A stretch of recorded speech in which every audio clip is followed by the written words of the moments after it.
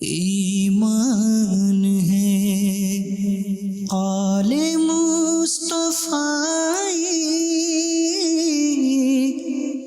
قرآن ہے حال مصطفی۔ الحمد لله رب العالمين والصلاة والسلام على سيد الأنبياء والمرسلين.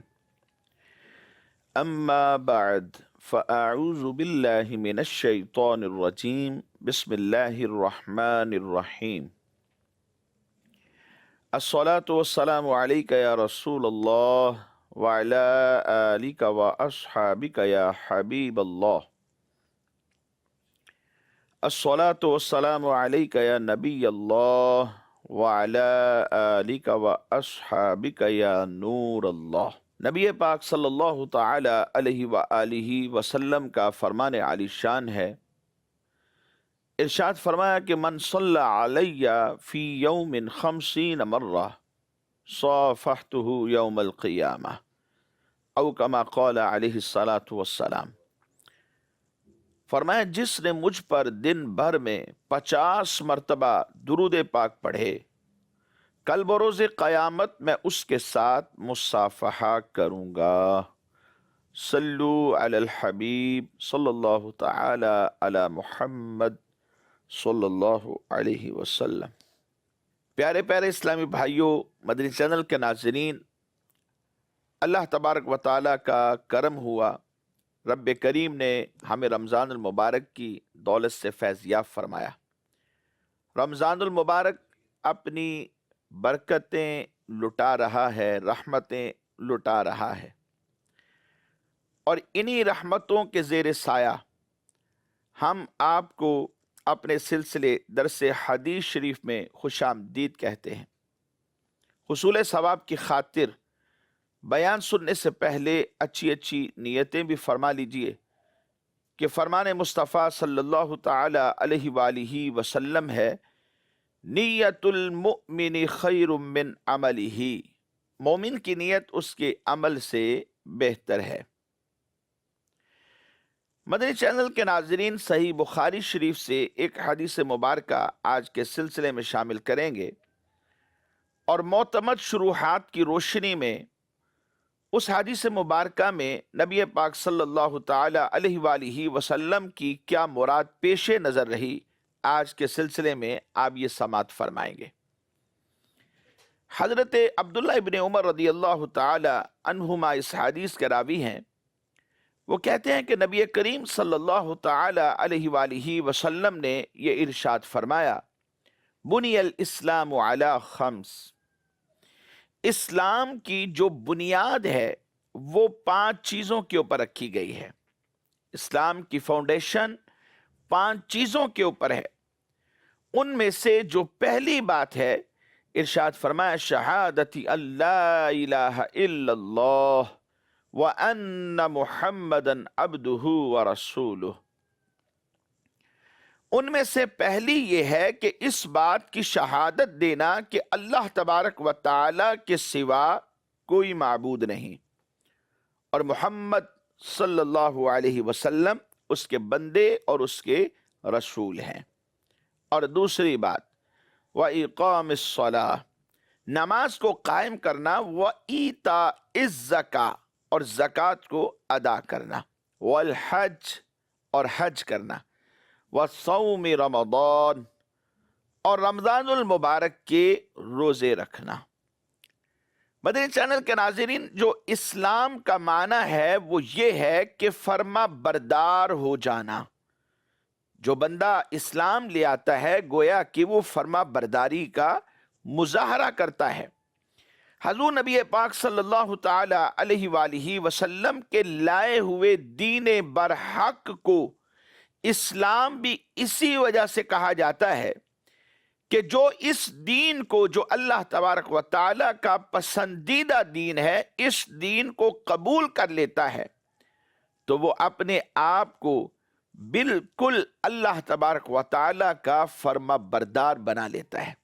جی ہاں، اور کلمہ شہادت، نماز ہو، روزہ ہو، حج ہو، زکوٰۃ ہو، یہ سب جو اعمال ہیں یہ اللہ تبارک و تعالیٰ کی فرما برداری کے خاص الخاص نشان ہیں، یہ علامتیں ہیں اس بات کی کہ ہم اللہ تبارک و تعالیٰ کی فرما برداری کرنے والے ہیں۔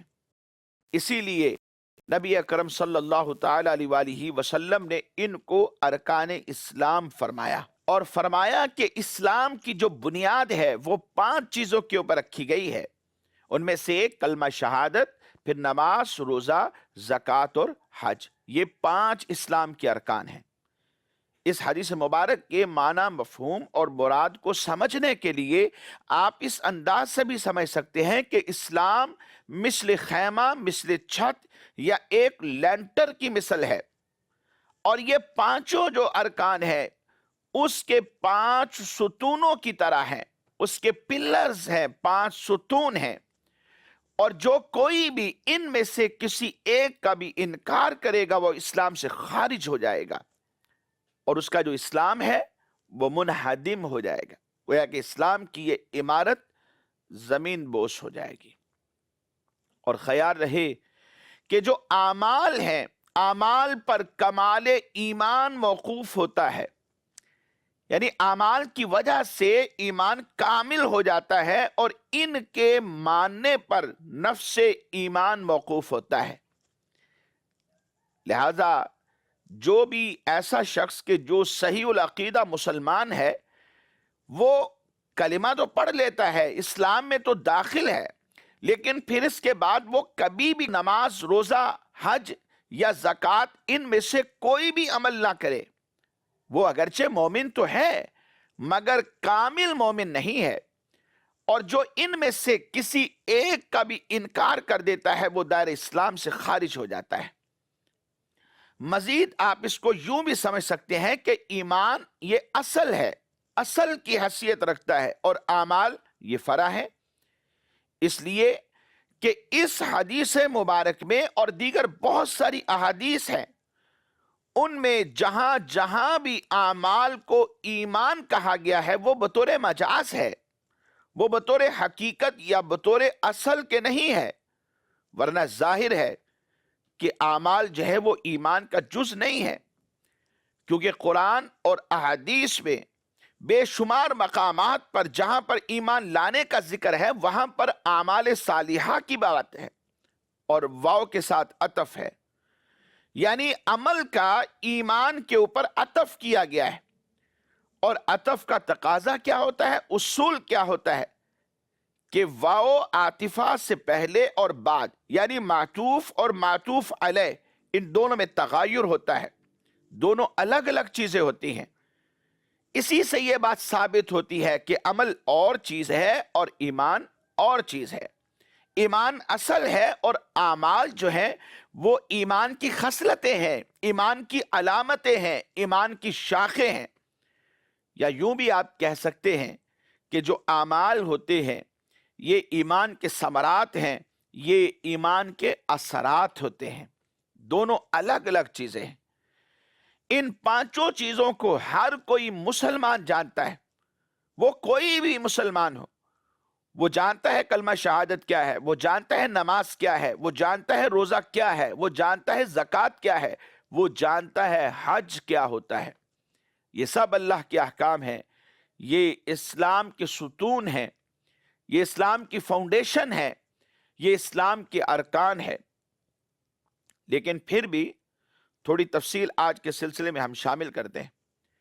کلمہ شہادت، اس کا مفہوم اور اس کا مطلب یہ ہے کہ صدق دل سے اللہ تبارک و تعالیٰ کے ایک ہونے اور معبود ہونے پر ایمان رکھنا، یقین رکھنا، اور نبی پاک صلی اللہ تعالی علیہ وآلہ وسلم کے رسول ہونے کی گواہی دینا، اور دل سے مانتے ہوئے زبان سے بھی اس بات کا اظہار کرنا اور کہنا اشہد ان لا الہ الا اللہ واشہد ان محمدًا عبدہ ورسولہ، یا یوں کہہ لے اشہد ان لا الہ الا اللہ وحدہ لا شریک لہ واشہد ان محمدًا عبدہ ورسولہ۔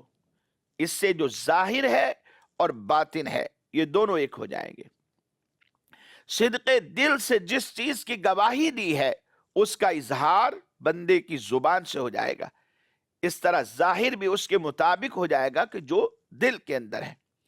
اور اس میں یہ بات بھی یاد رکھیے کہ تمام جو ضروری عقائد ہیں، عقائد اسلام، وہ اس میں داخل ہیں، کیونکہ جس بندے نے بھی نبی پاک صلی اللہ تعالی علیہ وآلہ وسلم کو اپنے دل سے اللہ تبارک و تعالی کا رسول صلی اللہ تعالی علیہ وآلہ وسلم ہونا یہ مان لیا، آپ کی رسالت کی گواہی دے دی، تو اس نے گویا کہ ہر اس چیز کی تصدیق کر دی جس کو مصطفیٰ جان رحمت صلی اللہ تعالی علیہ وآلہ وسلم لے کر آئے ہیں، خواہ وہ تمام نبی اور رسول ہوں، خواہ وہ منزل من اللہ کتابیں ہوں، خواہ وہ تمام اللہ تبارک و تعالیٰ کے ملائکہ فرشتے ہوں، تقدیر ہو یا آخرت کے دن پر یقین رکھتا ہو، جس کے بارے میں قرآن میں کہا گیا وَبِالْآخِرَةِ هُمْ يُوقِنُونَ۔ جس بندے نے بھی اللہ تبارک و تعالیٰ کے نبی صلی اللہ علیہ وسلم کی رسالت کی گواہی دی، وہ ان تمام چیزوں کو ماننے والا ہے۔ یہی کلمہ شہادت ہے کہ انسان کا ظاہر اور باطن ایک ہو جائے اور وہ ایمان لے آئے۔ اور دوسری بات جو اس حدیث مبارک میں بیان فرمائی گئی وہ نماز ہے۔ نماز ظہور نبوت کے 12ویں سال شب معراج میں فرض ہوئی تھی۔ نماز پڑھنے کی قرآن و حدیث میں بار بار تاکید بیان فرمائی گئی ہے۔ اللہ تعالیٰ کی عبادات کو اگر دیکھا جائے تو ان تمام عبادات میں سب سے جو پہلا فرض ہے وہ نماز ہے۔ نماز ایمان کے بعد اسلام کا اہم ترین رکن ہے، پہلا فرض۔ ہر مسلمان عاقل بالغ مرد ہو یا عورت ہو، ان کے اوپر روزانہ 5 وقت کی نماز فرض ہے۔ 50 دی گئیں، 5 رہ گئیں، ڈیٹیل آپ جانتے ہیں۔ اب وہ 5 جب ہم ادا کرتے ہیں تو 50 کا ہی ثواب ملتا ہے، اور جو اس کی فرضیت کا انکار کر دے، فرض ہونے کو مانے ہی نہ، وہ دائرہ اسلام سے خارج ہو جاتا ہے، گویا کہ اس کے اوپر کفر لازم آتا ہے۔ اور جو جان بوجھ کر اگرچہ ایک ہی نماز کیوں نہ ہو اسے ترک کر دیتا ہے، اسے فقہاء نے لکھا کہ یہ بندہ فاسق ہے، سخت گناہ گار ہے اور عذاب نار کا حقدار ہو جاتا ہے۔ نماز کی اہمیت کا اندازہ اس بات سے لگائیے کہ حضرت عمر بن خطاب رضی اللہ تعالی عنہ، آپ نے اپنے گورنروں کو جو آپ کے ماتحت تھے، ان کو یہ حکم نامہ جاری فرمایا کہ میرے نزدیک تمہارے جتنے بھی امور ہیں ان سب کے اندر سب سے جو اہم ہے وہ نماز ہے۔ جس نے نماز کی پابندی کر کے اس کی حفاظت کی، اس نے گویا کہ اپنے پورے دین کی اس نے حفاظت کی، اور جس نے نماز کو ضائع کر دیا تو فرمایا وہ نماز کے علاوہ جو دین کے دیگر ارکان ہیں ان کو بھی ضائع کرنے والا ہوگا۔ آپ اندازہ کیجئے، حضرت عمر فاروق اعظم رضی اللہ تعالیٰ عنہ کے اس قول کو سامنے رکھیے، واضح طور پر یہ بات معلوم ہو جاتی ہے جو شخص نماز میں کوتاہی کرتا ہے وہ یقیناً دین کے جو دوسرے ارکان ہیں، دوسرے کام ہیں، ان میں بھی ضرور سستی کرنے والا ہوگا۔ اور جس نے وقت پر خشوع و خضوع کے ساتھ نماز کو ادا کر لیا، نماز کا اہتمام کیا، نماز کو ادا کر لیا، تو وہ یقیناً پورے دین کی حفاظت کرنے والا ہوگا۔ دین کے جو دیگر ارکان ہیں، دیگر جو کام ہیں، ان کے اوپر بھی عمل کرنے والا کہلائے گا۔ اور نماز کی اہمیت کا اندازہ اس بات سے بھی لگائیے کہ اللہ تبارک و تعالیٰ نے سورۃ المؤمنون کی ابتدائی آیات بینات میں فلاح پانے والے، کامیابی پانے والے، ایمان والوں کے اوصاف کا ذکر فرمایا۔ پہلا ہے وہ نماز کے حوالے سے، اور جو آخری ہے وہ بھی نماز کے حوالے سے، فرمایا الذین هم فی صلاتهم خاشعون۔ یہ جو فلاح پانے والے ایمان والے ہیں، یہ وہ ہیں جو اپنی نمازوں میں گڑ گڑاتے ہیں، خشوع و خضوع سے نماز پڑھتے ہیں۔ اور پھر آگے چل کر فرمایا والذین هم علی صلواتهم یحافظون، اور وہ جو اپنی نمازوں کی نگہبانی کرتے ہیں۔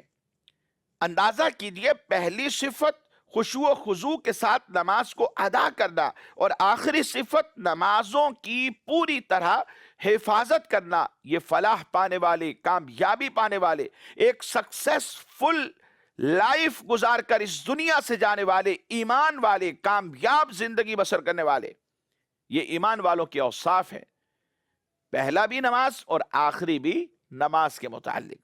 اس سے یہ ظاہر ہوتا ہے کہ نماز کا اللہ تبارک و تعالیٰ کی بارگاہ میں کیا درجہ اور کیا مقام ہے، اور یہ کس قدر محتم بشان کام ہے کہ مومنین کی صفات کو نماز سے شروع کر کے نماز کے اوپر ہی ختم کر دیا گیا، اور پھر آگے ان کی جزا کو بھی بیان کیا گیا۔ فرمایا اولئک هم الوارثون الذین یرثون الفردوس هم فیہا خالدون، یہی لوگ وارث ہیں کس چیز کے؟ فرمایا کہ فردوس کی میراث پائیں گے اور اس میں ہمیشہ رہیں گے۔ یعنی نماز پڑھنے والوں کو اور اچھے اوصاف پانے والے جو کامیاب ایمان والے ہیں، اللہ رب العزت انہیں جنت الفردوس ہمیشہ کے لیے عطا فرما دے گا۔ اور یہ جنت الفردوس یہ وہ جنت ہے جو جنت کا اعلیٰ حصہ ہے، جہاں سے جنت کی نہریں جاری ہوتی ہیں، اور جنت بھی ایسی کہ میرے حضور نبی پاک صلی اللہ علیہ وسلم فرمائیں کہ جب تم جنت مانگو تو جنت الفردوس مانگا کرو۔ حضرت عبادہ بن صامت رضی اللہ تعالیٰ سے مروی ہے، کہتے ہیں کہ نبی کریم صلی اللہ تعالیٰ علیہ وآلہ وسلم نے ارشاد فرمایا فی الجنت 100 درجۃ ما بین کل درجتین کما بین الارض والسماء والفردوس اعلاها درجۃ، فرمایا جنت میں 100 درجے ہیں، 100 درجے ہیں، اور ہر 2 درجے کے درمیان میں اتنا ہی فاصلہ ہے جتنا آسمان اور زمین کے درمیان میں فاصلہ ہے، اور درجہ کے اعتبار سے فردوس اعلیٰ درجہ ہے۔ اور آگے فرمایا کہ اسی سے جنت کی 4 نہریں جاری ہوتی ہیں، اور اسی کے اوپر عرش ہے، لہذا تم اللہ سے جنت مانگو تو پھر جنت الفردوس مانگا کرو۔ غرض اس جنت الفردوس کو حاصل کرنے کے لیے نماز کا اہتمام بے حد ضروری ہے۔ احادیث نبویہ کو اگر آپ دیکھتے ہیں تو حضرت مولا کائنات شیر خدا رضی اللہ تعالیٰ فرماتے ہیں کہ نبی پاک صلی اللہ علیہ وسلم کی زبان مبارک سے جو آخری کلام نکلا وہ نماز تھا، نماز نماز، اور غلاموں کے بارے میں اللہ سے ڈرو، یہ آخری کلام جو مصطفیٰ جان رحمت نے فرمایا۔ اور نبی پاک صلی اللہ علیہ وسلم ارشاد فرماتے ہیں قیامت کے دن آدمی کے اعمال میں سب سے پہلے نماز کا حساب لیا جائے گا، اگر نماز درست ہوئی کامیاب ہو جائے گا، کامران ہو جائے گا، اور اگر یہ درست نہ ہوئی تو ناکام ہوگا اور خسارہ پانے والوں میں سے ہو جائے گا۔ اس لیے مدنی چینل کے ناظرین ہمیں چاہیے کہ ہم نماز کی ادائیگی کا خاص خیال رکھا کریں۔ اور تیسرا فرض زکوٰۃ ہے، اور چوتھا روزہ ہے۔ یہ دونوں جو فرائض ہیں یہ مدینۃ المنورہ میں 2 ہجری میں، یعنی ہجرت کے دوسرے سال جب نبی پاک صلی اللہ علیہ وسلم مدینہ منورہ میں تشریف فرما تھے، کیونکہ 40 سال کی عمر میں آپ نے اعلان نبوت فرمایا اور مکہ شریف میں تھے، پھر 13 سال مصطفیٰ جان رحمت مکہ شریف میں ہی جلوہ گر رہے، اس طرح 53 سال عمر مبارک ہو گئی۔ پھر اس کے بعد آپ نے ہجرت فرمائی تو 10 سال مدینہ منورہ میں تشریف فرما رہے، آپ نے وہاں سکونت اختیار فرمائی۔ تو 2 ہجری تھی، ہجرت کا دوسرا سال تھا، زکوٰۃ فرض ہوئی اور روزہ فرض ہوا، اور یہ فرضیت مدینہ المنورہ میں ہوئی۔ نماز کی طرح زکوٰۃ اور روزہ کا جس نے بھی انکار کیا وہ بھی دائرہ اسلام سے خارج ہو گیا، یعنی ان کے فرض ہونے کا ہی انکار کر دیا تو دائرہ اسلام سے خارج ہو جاتا ہے۔ اور ان دونوں کو جس نے جان بوجھ کر ترک کر دیا بغیر کسی عذر شرعی کے، روزہ نہیں رکھا، جیسے آج کل بھی بہت سارے افراد، ایک تعداد ہے، ہلکا سا بخار آ گیا روزہ چھوڑ دیا، ہلکی سی سر میں درد آئی روزہ ترک کر دیا، کوئی بازو میں پین ہوئی، ٹانگوں میں پین ہوئی، یا پھر کوئی بھی مسئلہ آ جائے روزے کو چھوڑنے میں پہل کرنے لگتے ہیں۔ وہ بات یاد رکھیں کہ ان دونوں کو بغیر عذر شرعی کی، خواہ وہ زکوٰۃ ہے یا روزہ ہے، ترک کرنے والے شخص کے بارے میں کہا گیا کہ یہ فاسق ہے، یہ گناہگار، سخت گناہگار ہے۔ اور زکوٰۃ کو ادا کرنے میں جو دیر کرے گا، فرمایا دیر لگانے والا یہ شخص بھی گناہگار۔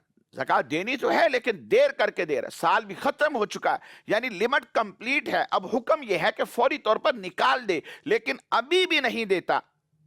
فرمایا یہ تاخیر جو کرنے والا شخص ہے، حالانکہ سال مکمل ہو چکا ہے، یہ شخص بھی گناہگار ہے، اگرچہ بعد میں دے بھی دے لیکن یہ تاخیر کا جو گناہ ہے اس کے سر پہ لکھا جائے گا۔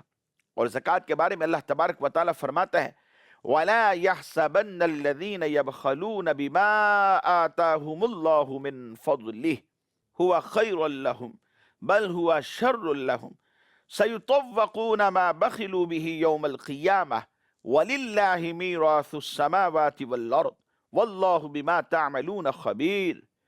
اور جو بخل کرتے ہیں اس چیز میں جو اللہ نے انہیں اپنے فضل سے دی، ہرگز اسے اپنے لیے اچھا نہ سمجھیں بلکہ وہ ان کے لیے برا ہے۔ بل ہوا شر لہم، ان قریب وہ جس میں بخل کیا تھا قیامت کے دن ان کے گلے کا توق ہوگا۔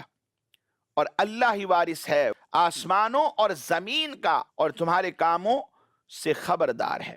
صحیح بخاری شریف میں حضرت سیدنا ابو ہریرہ رضی اللہ تعالیٰ عنہ سے مروی ہے، نبی پاک صلی اللہ تعالیٰ علیہ وآلہ وسلم نے ارشاد فرمایا جس کو اللہ تبارک و تعالیٰ مال عطا فرمائے اور وہ اس کی زکوٰۃ ادا نہ کرے تو قیامت کے دن وہ جو مال ہے اس کا وہ ایک گنجے سانپ کی صورت میں کر دیا جائے گا، جس کے سر پر دو چیتیاں، دو نشان ہوں گے۔ وہ سانپ اس بندے کے گلے میں توق بنا کر ڈال دیا جائے گا، پھر اس کی بانچیں پکڑ کر کہے گا کہ میں تیرا مال ہوں، میں تیرا خزانہ ہوں، میں تیرا مال ہوں، میں تیرا خزانہ ہوں۔ اس کے بعد نبی پاک صلی اللہ علیہ وسلم نے یہی آیہ مبارکہ جو میں نے اس سے پہلے تلاوت کی وہ آپ نے تلاوت فرمائی، وَلَا يَحْسَبَنَّ الَّذِينَ يَبْخَلُونَ بِمَا آتَاهُمُ اللَّهُ مِنْ فَضْلِهِ۔ اور مدنی چینل کے ناظرین، اور روزے کے بارے میں اللہ تبارک و تعالیٰ ارشاد فرماتا ہے یا ایھا الذین آمنوا کتب علیکم الصیام کما کتب علی الذین من قبلکم لعلکم تتقون۔ ایمان والو، تم پر روزے فرض کیے گئے جیسے اگلوں پر فرض کیے گئے تھے کہ کہیں تمہیں پرہیزگاری ملے۔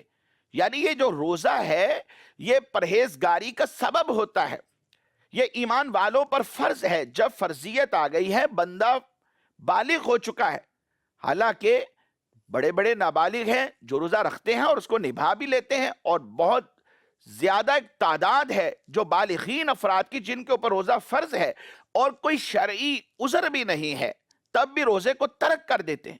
ان کو چاہیے کہ اس بات کو سامنے رکھیں کہ روزہ تو انسان کے لیے پرہیزگاری کا سبب بن جاتا ہے، اس کی وجہ سے انسان گناہوں سے باز رہتا ہے اور اللہ کا قرب ملتا ہے۔ حضرت کعب رضی اللہ تعالیٰ عنہ سے مروی ہے، نبی پاک صلی اللہ علیہ وسلم نے فرمایا تو تمام لوگ جمع ہو گئے۔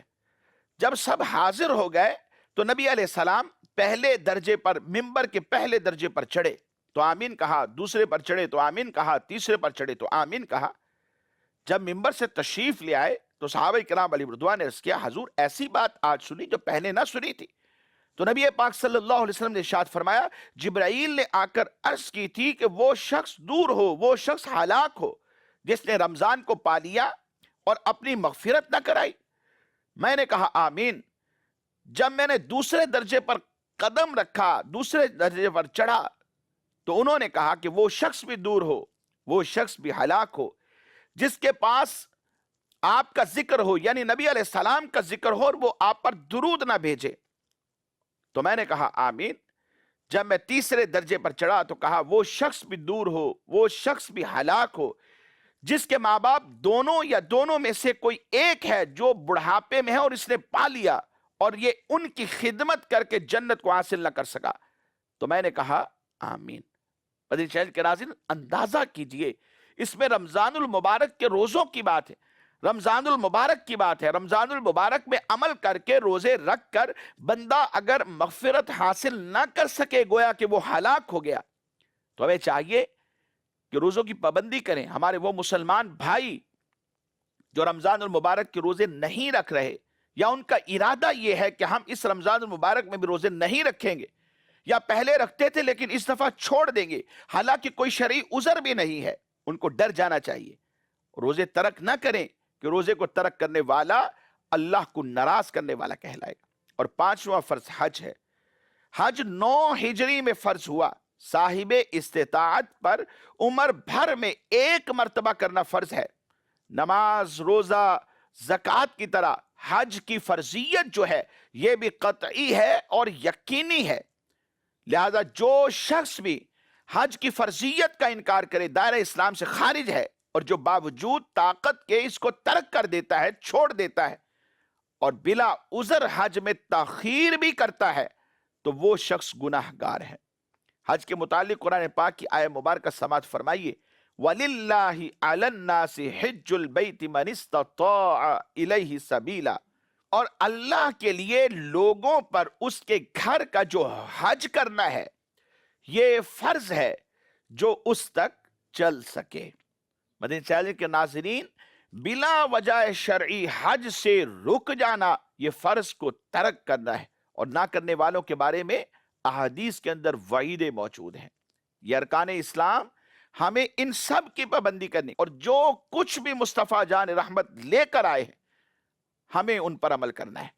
اور رمضان المبارک کی برکت سے مدنی چینل کے ناظرین یہ نیت کر لیجئے، اپنے ساتھ یہ عہد کر لیجئے کہ ہم آج کے بعد اللہ تبارک و تعالی سے توبہ کریں گے، جو نمازیں قضا ہو گئی، جو روزے قضا ہو گئے ان کو دوبارہ پڑھیں گے، اور جو آئندہ کی زندگی ہے اسے اللہ تبارک و تعالی کو راضی کرنے کے لیے اس کی فرما برداری کے مطابق گزاریں گے۔ اللہ کریم ہم سب کو عمل کی توفیق دے، آمین بجاہ النبی الامین صلی اللہ تعالی علیہ وآلہ وصحابہ وبارک وسلم۔ ایمان ہے آل مصطفیٰ، قرآن ہے حال مصطفیٰ۔